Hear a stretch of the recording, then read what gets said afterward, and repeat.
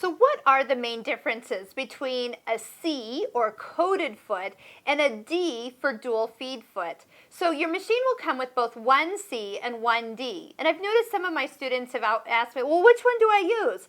Well, it really doesn't, well, it does matter, but when you're just starting off, follow what your screen says. If it says 1C, put 1C on. If you're working with, that's just like your regular foot. It has the little groove in the side that allows you to slip the thread underneath into the back.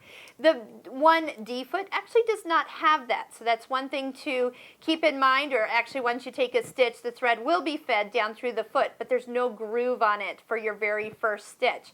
But the 1D foot has the big channel in the back.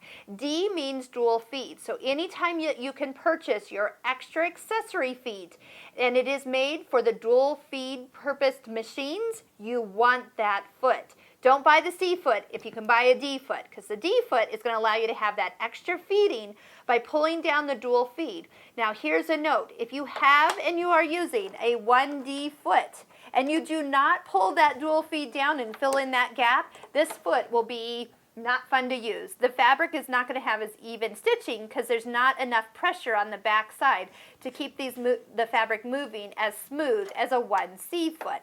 The idea of a dual feed foot is that you have extra feeding on the top layer as you do on the bottom layer, and it really helps for some of those specialty fabrics. You almost don't even need a walking foot. Now, I do have a walking foot for this machine because there are times where I would prefer that type of feeding. It's got a 1/4 inch option, and the feeding happens more in front of the needle than behind the needle, and works with both feed dogs in the forward position. So it is a good time. It is good to use. You can use it with battings. You can use it with stretchy fabrics, knits, all those things that kind of come out a little wavy. If you are working with satins and they're slipping, this is your foot of choice. Notice in your accessory box, you also have foot number 4D. The zipper foot is what comes with it.